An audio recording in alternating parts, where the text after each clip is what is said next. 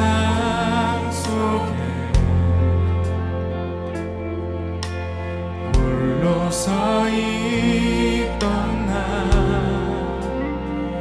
비로소 느끼네 그의 손이 항상 나를 붙드셨네 보이지 않는 손 날 이끄시니 전능자의 능력 하나님의 손길 내 능력이 아닌 오직 하나님의 능력 그의 손으로 인도하네. 우리 처음부터 다시 한번 불러볼까요? 메마른 영혼을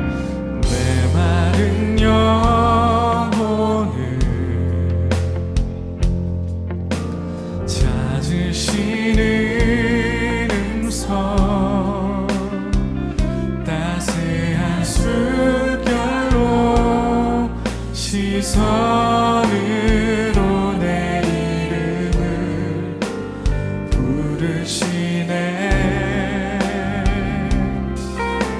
시린 세상 속에 홀로 서 있던 나 비로소 느끼네 그의 손이 항상 나를 붙드셨네 보이지 않는 손 날 이끄시는 이 전능자의 능력 하나님의 손길 내 능력이 아닌 오직 하나님의 능력 그의 손으로 인도하네.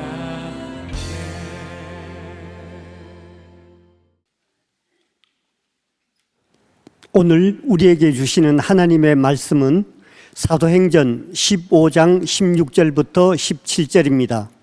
사도행전 15장 16절부터 17절입니다. 이후에 내가 돌아와서 다윗의 무너진 장막을 다시 지으며 또 그 허물어진 것을 다시 지어 일으키리니 이는 그 남은 사람들과 내 이름으로 일컬음을 받는 모든 이방인들로 주를 찾게 하려 함이라 하셨으니 이는 살아계신 하나님의 말씀입니다. 아멘.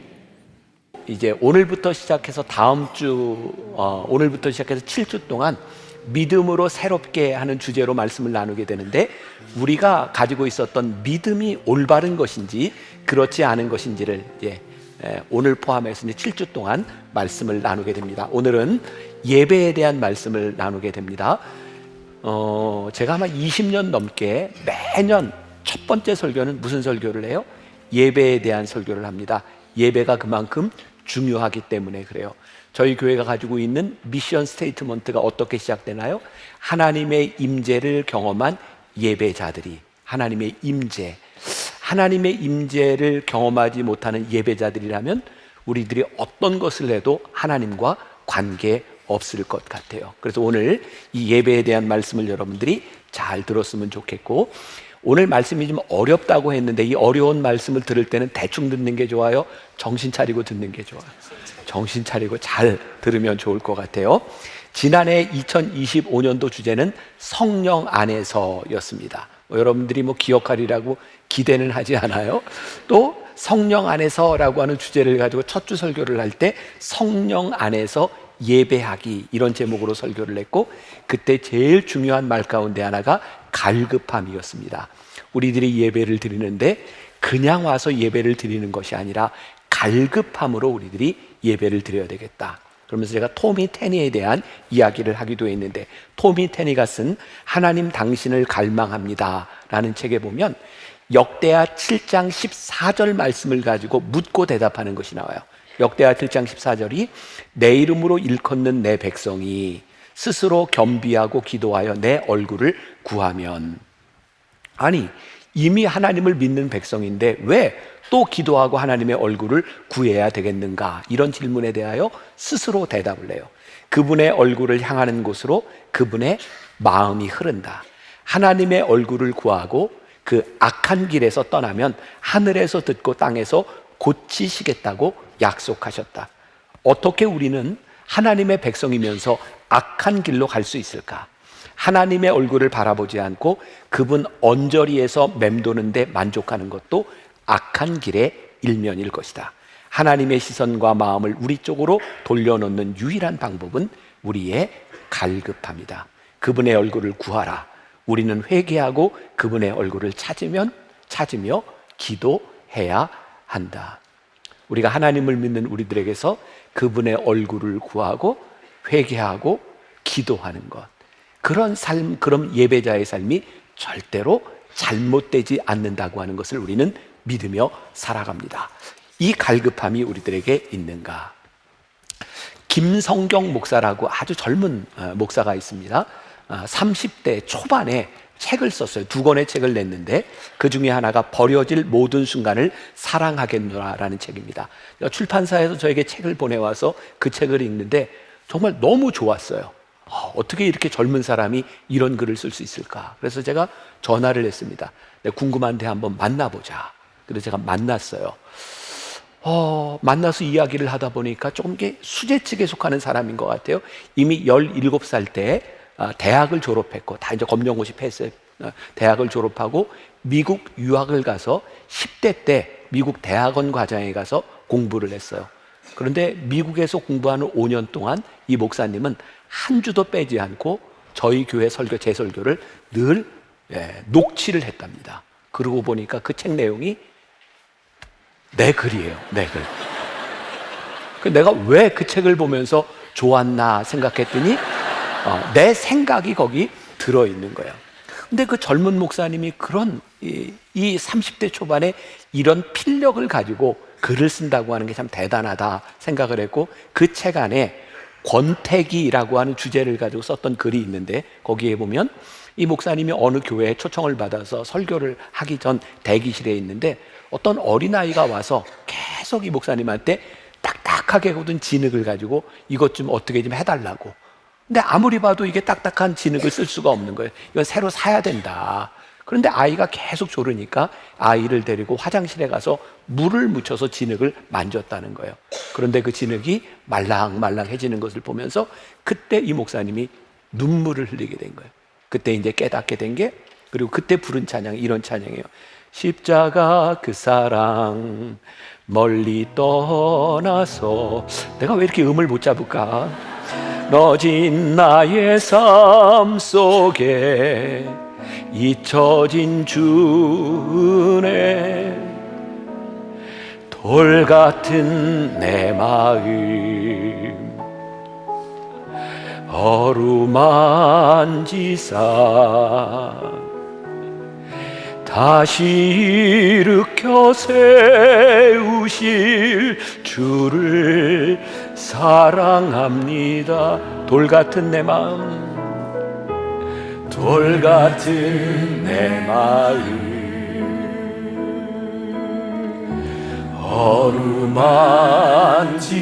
어루만지사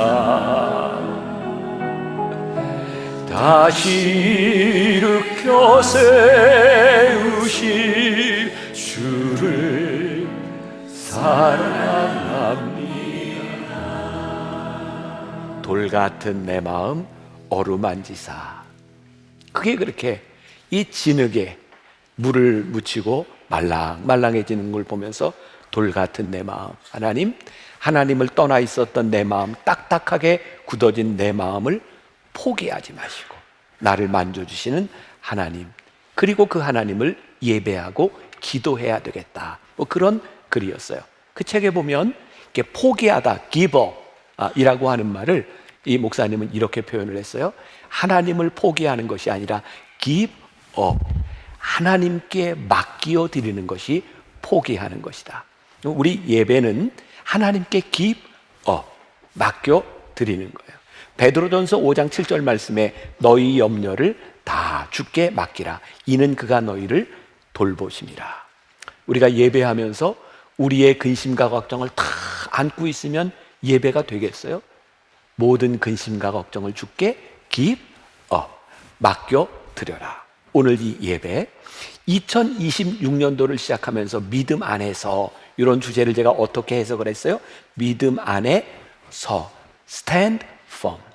우리가 어떻게 믿음 안에 굳게 서서 우리 이 예배를, 갈급함을 우리들이 이어갈 수 있을까?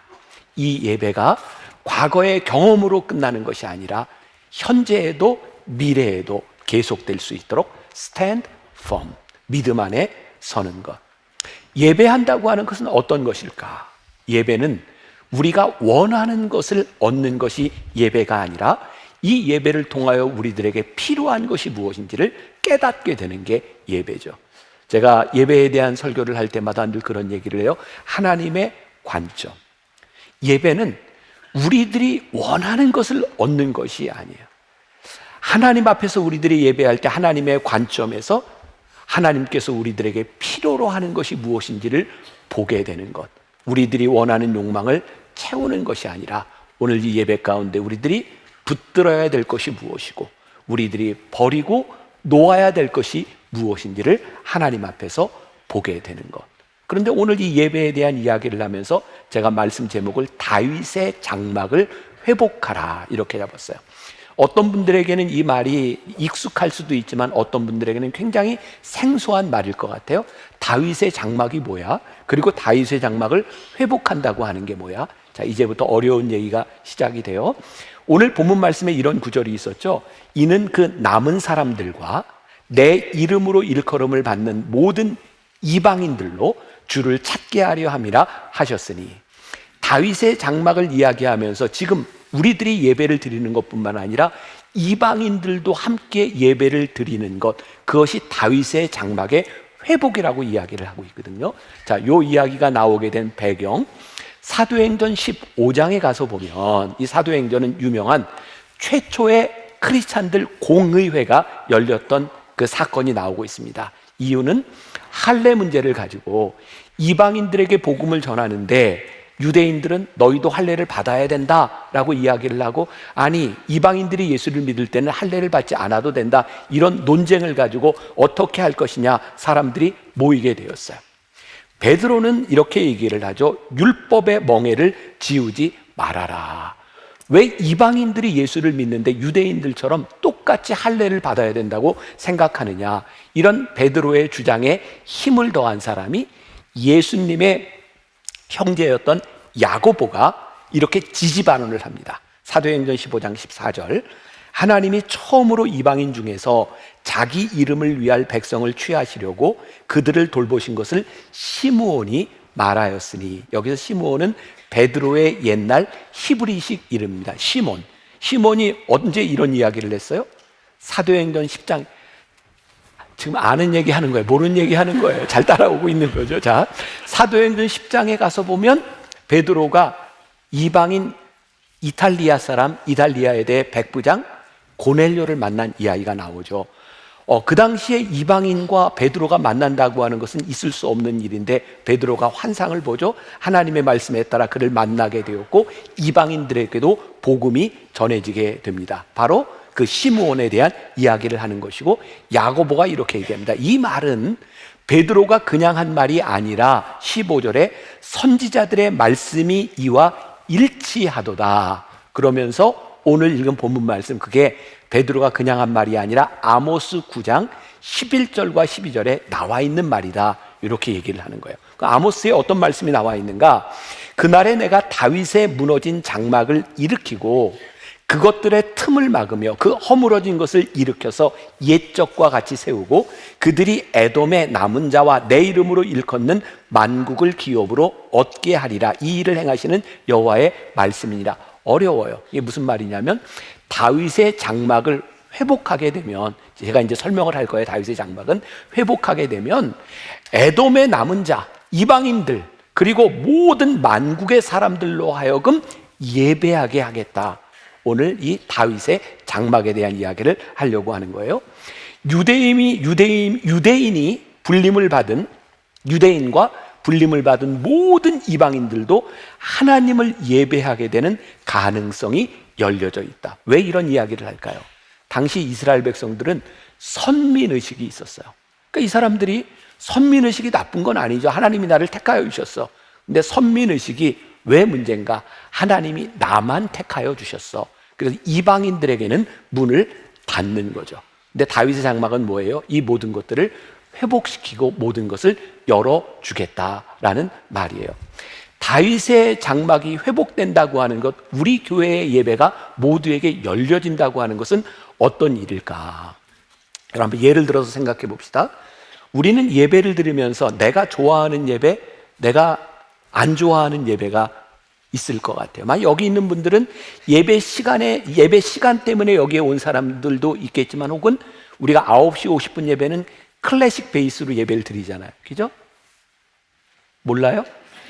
그리고 또 2시 반 예배는, 청년 예배는 완전히 이제 밴드와 함께 이렇게 예배를 드리게 되고 음악의 색깔이 달라요. 근데 우리들의 문제는 뭐냐면, 저 음악으로 예배를 드리는 건 내 마음에 들지 않아 라고 생각할 때, 내 마음에 들지 않는 것이 하나님 마음에도 들지 않을까요? 우리들은 내 마음에 들지 않으면 이게 예배가 아니라고 생각하면서 이 예배만을 주장할 때가 많이 있어요. 그래서 그동안 한국교회에 지금은 많이 이제 해결이 됐지만 이 예배에 대한 논쟁들이 많이 있었어요. 이 예배가 진짜 예배냐 아니냐. 근데 가만히 생각해 보면 그 진짜 예배냐 아니냐에 대한 그 기준점이 뭐예요? 내 마음에 드느냐 그렇지 않느냐에 있었다는 거죠. 자, 이런 것을 넘어서서 무너진 다윗의 장막을 우리들이 다시 지으면 어떤 일들이 일어나는가? 여러분, 왜 다윗의 장막을 회복한다고 얘기를 할까요? 예루살렘을 회복하는 것이 아니라 당시 이스라엘은 로마의 속국에 있었어요. 만약에 예루살렘을 회복한다라고 하는 말은 어떤 의미예요? 굉장히 민족주의적인 생각을 가지고 있는 거죠. 그런데 그것을 뛰어넘어서 다윗의 장막을 짓겠다고 하는 것은 이 예언된 말씀대로 모두에게 열려진 예배를 회복하겠다고 하는 말씀이에요. 자, 다윗의 장막 안에는 뭐가 있었을까요? 장막 안에는 중요한 게 있는데 법궤가 있었어요. 자, 이 법궤에 대한 이해를 우리들이 할 필요가 있습니다. 자, 첫 번째 성막이 지어진 것은 이제 모세의 장막입니다. 모세의 장막, 이스라엘 백성들이 출애굽할 때마다 그들이 멈추는 자리에는 성막이 치어져 있었고 그 안에는 늘 법궤가 들어갑니다. 법궤는 뭘까요? 하나님의 말씀, 하나님의 임재를 상징하는 것이에요. 모세의 성막에는 이렇게 성막을 지어주고 이렇게 반으로 나누어서 성소와 지성소가 있었어요. 지성소에는 아무나 못 들어가요. 1년에 딱 한 번 속죄일에 제사장만 들어가서 모든 사람들을 속죄하는 제사를 드릴 수 있었어요. 그런데 다윗의 장막에는 성소와 지성소도 구별되지 않았었어요. 법궤 하면 혹시 여러분들 떠오르는 영화가 하나 있을까요? 스티븐 스필버그 감독이 만든 인디아나 존스, 법궤를 찾아서. 목사님은 맨날 영화 얘기만 해. 혹시 아주 오래된 1981년도에 만들어진 영화인데 그 영화의 배경이 뭐냐면, 사실 역사적으로 보면 이 법궤가 솔로몬의 성전에서 바벨론이 침공할 때 사라졌어요. 어디 있는지 몰라요. 근데 이 영화는 어떤 상상력을 발휘하냐면, 르호보암 왕 때 예루살렘 성전에 애굽의 왕 시삭이 찾아와서 법궤를 가져갔다. 그리고 그 법궤를 이제 이집트에서 발견하게 되는 거고, 이 영화의 끝은 이 법궤를 찾아가지고 미국 국무성에 놔두는 걸로 영화는 끝납니다. 네, 그냥 성경으로 돌아갈게요. 자, 성경 얘기로 돌아갈게요.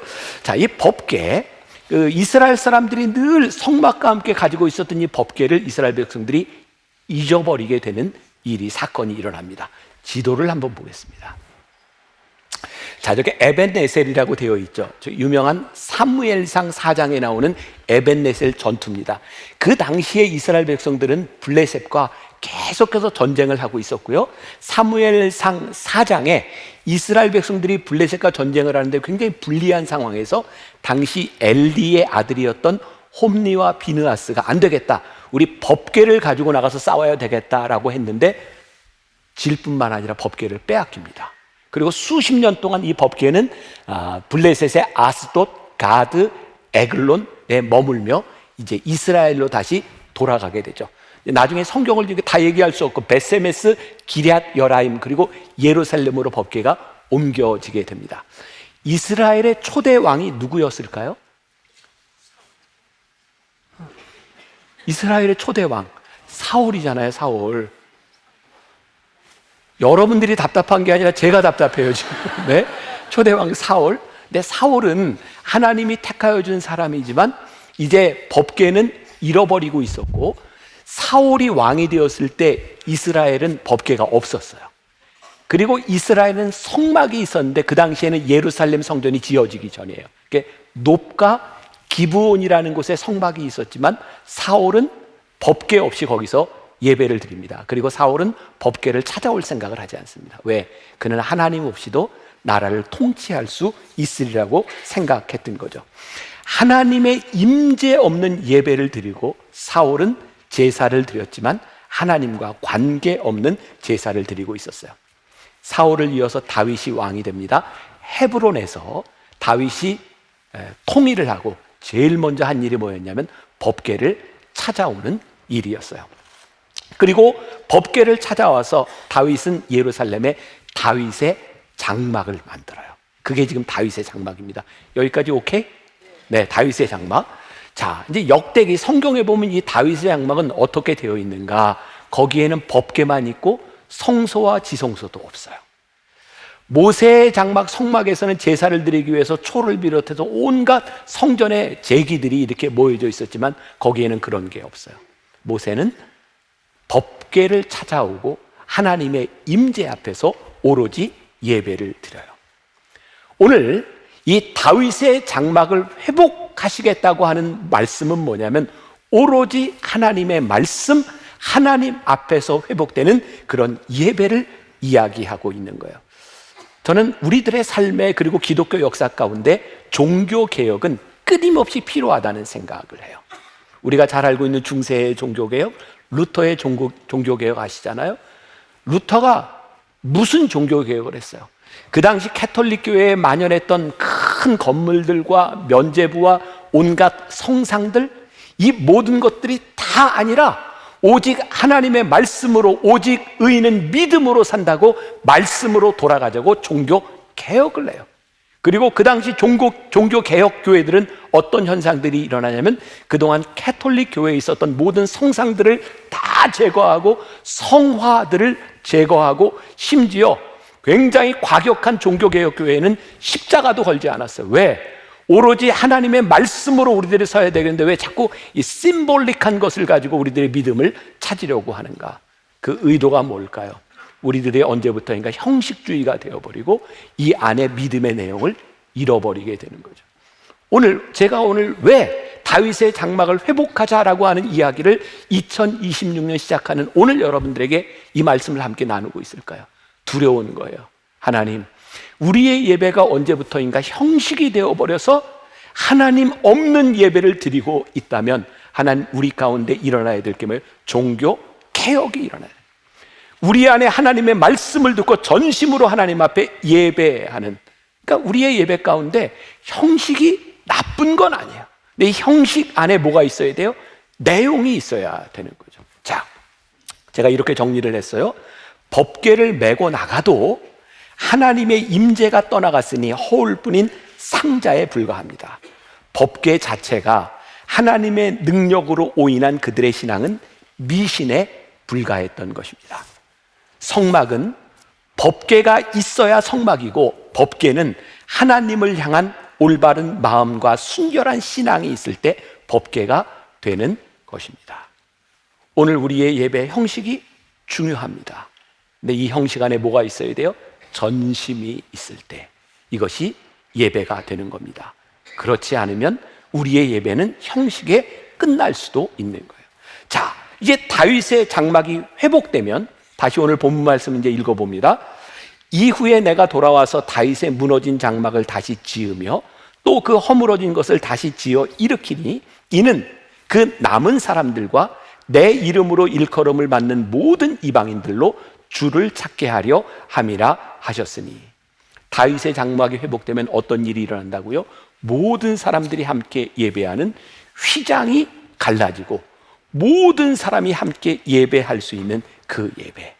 더 이상 거기에 짐승을 죽이고 태우고 떡과 포도주를 진설하고 분향하는 의식의 제사가 아니라 그 가운데서 하나님의 말씀이 있는 곳에서 예배하는, 모두가 함께 예배하는 그 예배가 회복되리라.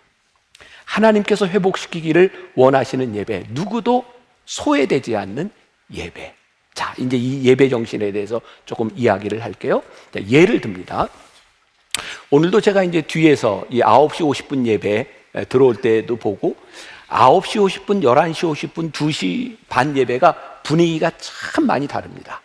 9시 50분 때는 들어오는 분들이 대개 커피잔이나 이런 걸 들고 오는 사람이 거의 없습니다. 근데 11시 50분은 꽤 있어요. 2시 반 청년 예배 드리려고 여기 쫙 서 있으면요, 앞에 커피 그 텀블러가 쫙 있습니다. 젊은이들은. 여기도 이제 좀 보이네요. 뭐 물잔도 있고. 근데 어떤 사람들이 이렇게 이야기를, 아니 우리가 예배를 드리는데 어떻게 그렇게 먹을 거 커피를 들고 여기에 들어올 수 있어? 지금 이제 커피 들고 들어온 사람 좀 마음이 조금 그렇다. 예? 어떻게 그럴 수 있어?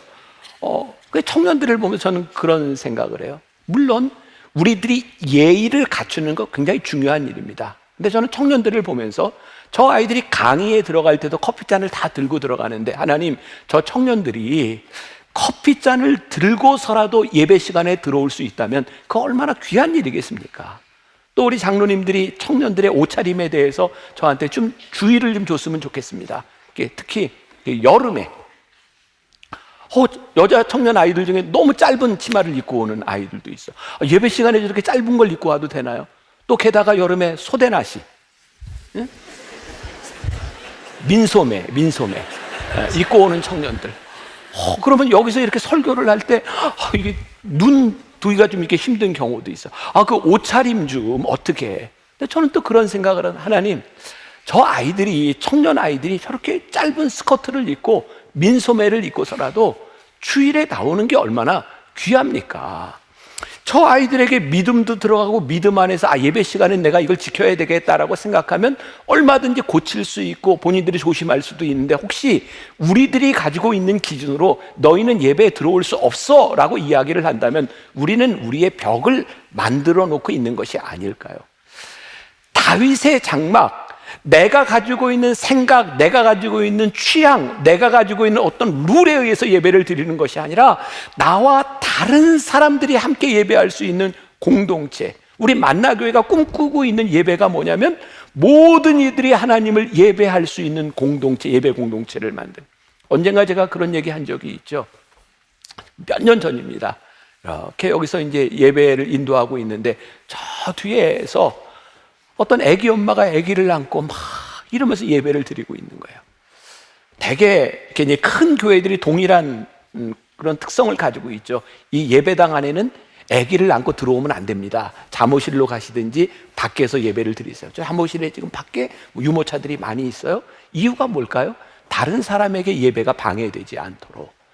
근데 그때 그 아이를 안고 예배를 드리는 그 아기 엄마를 보면서 제가 그런 생각이 들었어요. 저 엄마가 얼마나 예배를 드리고 싶으면, 이런 표현을 쓰면 어떨까? 얼마나 예배가 고픈지, 그 예배를 드리고 싶어서 사람들의 눈치를 보고 아이를 안고 있는 그 엄마의 모습을 보았어요. 그리고 제가 그때 우리 장로님들과 안내하는 사람들한테 이렇게 얘기를 했어요.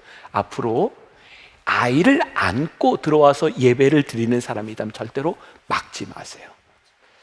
아이들이 울 수 있어요. 아이들이 혹시 뛰어다니면서 예배를 방해할 수 있어요. 우리가 조금 참으면 안 될까요? 내가 예배에 방해를 받는 것 때문에 힘들어하는 것보다 이 예배 안에 들어오기를 힘쓰고 애쓰는 그 사람들의 마음이 우리들에게 보이면 얼마나 좋을까요? 다윗의 장막, 예루살렘 성전을 회복하는, 유대인들을 위한 예루살렘 성전이 회복되는 것이 아니라 하나님을 예배하는 예배 공동체가 회복되는 꿈, 다윗의 장막이 회복되게 하여 주옵소서. 그게 우리가 함께 2026년도에 생각해 보려는 거예요. 또한 다윗의 장막에는 특징이 하나 있어요. 그게 뭐냐면 찬양이 넘쳐났다는 거예요. 역대상 16장 4절 말씀해 보니까 또 레위 사람을 세워 여호와의 궤 앞에서 섬기며 이스라엘 하나님 여호와를 칭송하고 감사하며 찬양하게 하였으니, 다윗의 장막에서 다윗이 했던 일은 뭐냐면 찬양하게 하는 일이었어요. 성경에 보니까 비파와 수금을 타고 큰 소리 나는 제금을 치면서 찬양은 하나님이 가장 기뻐하시는 일이에요. 여기 보니까 큰 소리 나는 제금. 저는 그런 꿈을 꿔요. 우리의 예배가 좀 시끄러웠으면 좋겠다. 우리의 소음으로 시끄러운 것이 아니라 우리들이 하나님을 찬양하는 것으로 인하여 좀 시끄러웠으면 좋겠다. 예전에 예배에 대한 논쟁들 가운데 예배 안에서 쓸 수 있는 악기는 무엇인가, 이런 논쟁이 있었어요. 예배를 드릴 때는 피아노로만 반주해야 된다, 올겐으로만 반주해야 된다, 드럼은 사용하면 안 된다, 이런 논쟁들이 20여 년 전만 해도 한국 교회에 있었어요. 성경적이지 않아요. 우리들이 어떤 악기를 가지고 사용하던 그 악기가 하나님 앞에 쓰임받을 수 있는 게 귀한 믿음의 고백이 되는 거예요. 우리들 참 우매하다는 생각이 안 드세요? 그런 얘기였어요.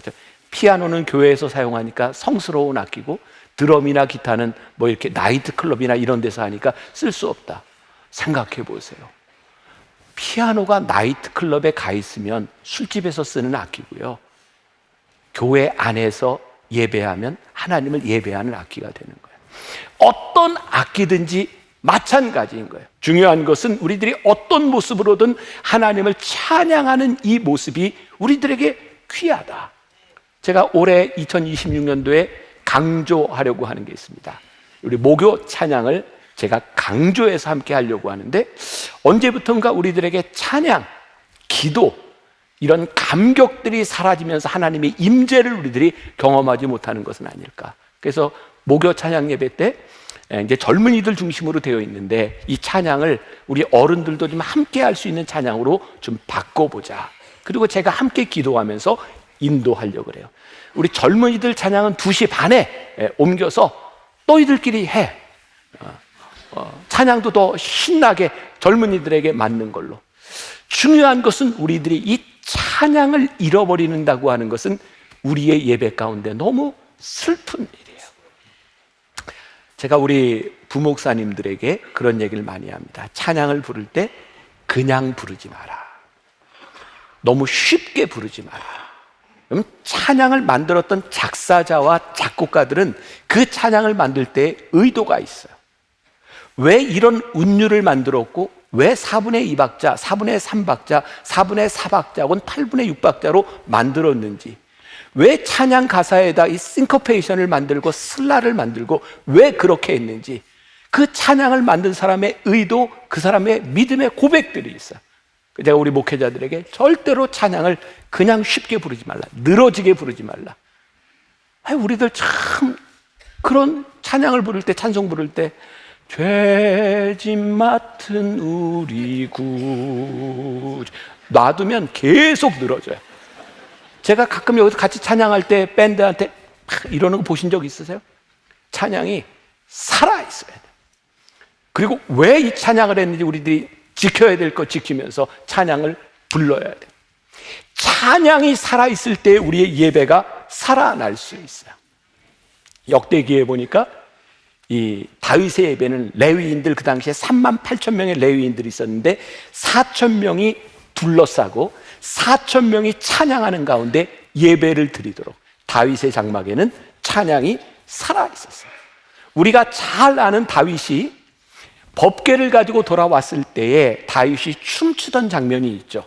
역대상 15장 29절, 여호와의 언약궤가 다윗성으로 들어올 때에 사울의 딸 미갈이 창으로 내려보다가 다윗 왕이 춤추며 뛰노는 것을 보고 그 마음에 업신여겼더라. 제가 이런 표현을 썼어요. 미갈이 다윗의 감격을 천박하다고 생각했구나. 미갈의 예배와 다윗의 예배가 달라요. 다윗의 예배는 그 기쁨으로 자기 바지가 내려가는 것도 모르고 기쁨으로 찬양을 하는데, 미갈은 그 감격이 없으니 다윗을 바라보며 왕으로서 왜 이렇게 천박하냐고 이야기를 해요.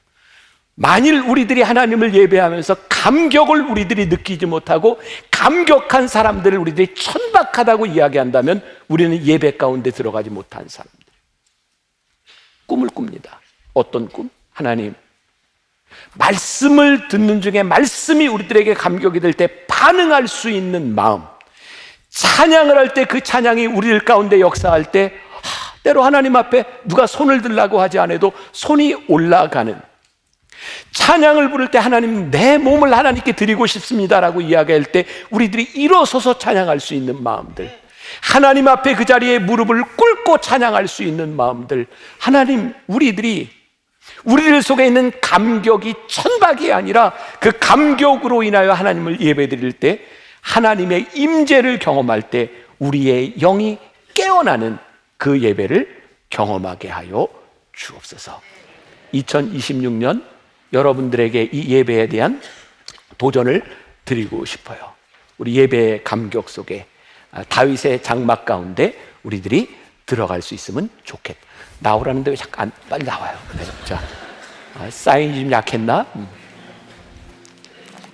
우리 예배합니다. 찬양하려고 해요. 제가 2024년 신문사에 일보에 글을 내면서 워십 그리고 서비스 요 두 개를 가지고 글을 쓴 적이 있어요. 하나님을 예배한다는 단어가 워십도 있고 서비스도 있더라고요. 그냥 제가 해석을 한 겁니다. 하나님을 우리들이 예배하면 우리들에게서 하나님을 진정으로 서브하고 또 이웃들을 섬기며 서브할 수 있는 일들이 일어나겠다. 캐리 슉이라고 하는 목사가 Be the Message, 메시지가 되라 라고 하는 책을 썼는데 그 책에 보면 그런 글이 나와요. 이제는 말씀을 전하고 말씀 뒤에 숨어있는 목회자 신물이 난다. 하나님을 예배하면서 예배자로 살아가지 못하는 우리들의 삶에 신물이 난다. Be the Message, 메시지가 되라. 우리들이 하나님을 예배하고 그 예배의 감격을 가지고 세상에 들어갔을 때에 메시지가 되는 것, 예배자로 살아갈 때 워십이 서비스가 될 수 있다. 예배팀에서 저에게 그런 제안을 하더라고요. 목사님, 우리 교회에 너무 의식들이, 형식들이 너무 약해지는 것 같습니다. 조금 전에도 얘기해서 형식이 나쁜 거 아니에요. 그 형식 안에 내용이 들어있어야 되는데 이 형식들이 자꾸 이렇게 없어지다 보니까 우리가 내용을 담아내지 못하고 있는 것 같습니다. 그러고 보니까 제가 수년 동안 한 번도 헌금 기도를 안 한 것 같아요. 우리들이 늘 들어올 때 그 헌금 알아서 드리고 그리고 와서 예배 드리고, 그래서 올해부터는 제가 예배요 마지막에 이렇게 헌금 봉헌을 제가 받으려고 그래요. 그리고 이렇게 놓고 헌금을 위해서도 기도하려고 하고, 이건 저에게 제 목회에 있어서 한 가지 생각나는 부분들인데, 혹시 여러분들의 신앙에 우리들이 잃어버린 형식은 없는가? 또 반대로 우리들이 하나님을 예배한다고 하는 우리의 형식 가운데 우리들의 내용을 잃어버린 것은 아닌가? 다윗의 장막, 하나님의 법궤, 말씀, 임재 앞에서 예배하는 우리 2026년이 되기를 간절히 소원합니다. 우리 예배합니다. 함께 찬양합시다.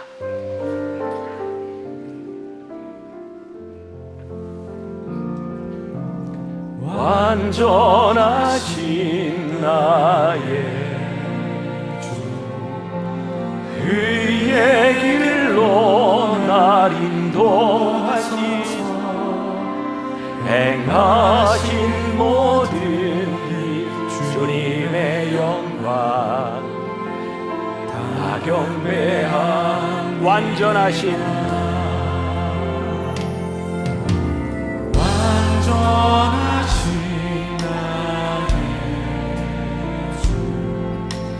그의 길로 날 인도하소서. 행하신 모든 일 주님의 영광 다 경배합니다. 예배합니다. 예배합니다. 찬양합니다. 주님만 날 다스리소서. 예배합니다. 하나님 앞에 기도하는 것입니다. 우리들이 예배자로 서게 하시고 주님 앞에 하나님을 예배하는 자로 서게 하여 주시고 하나님을 찬양하는 사람, 우리 안에 믿음의 감격을 고백할 수 있는 사람들이 되고 우리들이 잃어버린 것 찾게 하여 주옵소서. 하나님, 우리 안에 잃어버렸던 것 찾게 하여 주옵소서.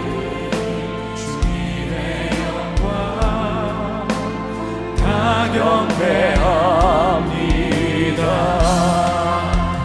예배합니다. 주를 찬양합니다. 주님만 날 다스리소서. 예배합니다. 찬양합니다.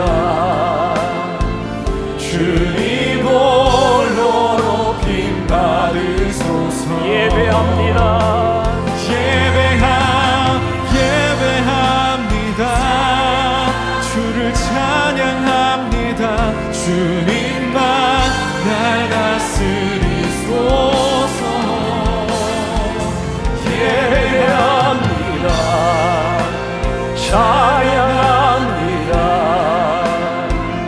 주님 홀로 높이 우리 한 번 더 예배합니다.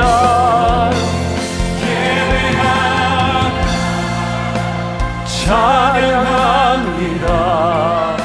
주님만 날 다스리소서. 예배합니다. 예배합니다. 찬양합니다. 주님 홀로 높임 받으소서. 주님 홀로 높임 받으소서. 주님 홀로 높임 받으소서. 하나님이 2026년을 시작하며 우리가 첫 번째 말씀을 우리들이 하나님 앞에 고백하며 또 기도하며 찬양하며 나아갑니다. 하나님을 찬양하는 사람들, 하나님을 예배하는 사람들, 형식적인 예배가 아니라 예배 가운데 하나님의 임재를 경험하는 사람들, 그런 예배자 되게 하여 주옵소서. 나만 드리는 예배가 아니라 함께하는 예배 되게 하여 주옵소서. 오늘도 하나님 앞에 드려진 귀한 예물 손길들이 있습니다. 이 세상 살아가며 물질 때문에 범죄하거나 물질로 인하여 실족하지 않는 사람들 되게 하여 주옵시고, 하나님 우리들에게 주시는 은혜 하나님 앞에 고백하는 사람들 되게 하여 주옵시고, 귀한 하나님의 백성들이 이 세상 살아가며 물질로 인하여 어려움 당하지 아니하도록 하나님 하늘 문을 여시고 축복하여 주옵소서. 우리 사랑하는 성도들의 가정, 생업, 자녀들을 기억하여 주옵시고 주 안에서 복되게 하나님 앞에 잘 쓰임받는 믿음의 사람들이 되게 하여 주옵소서. 지금은 우리 주 예수 그리스도의 은혜와 하나님 아버지의 무한하신 사랑과 성령의 인도하심이 다윗의 장막이 회복되는 꿈을 꾸며 예배자로 이 세상을 향해 담대히 나아가는 당신의 사랑하는 모든 백성들 위해 지금부터 영원까지 함께 하시기를 간절히 축원하옵나이다. 아멘.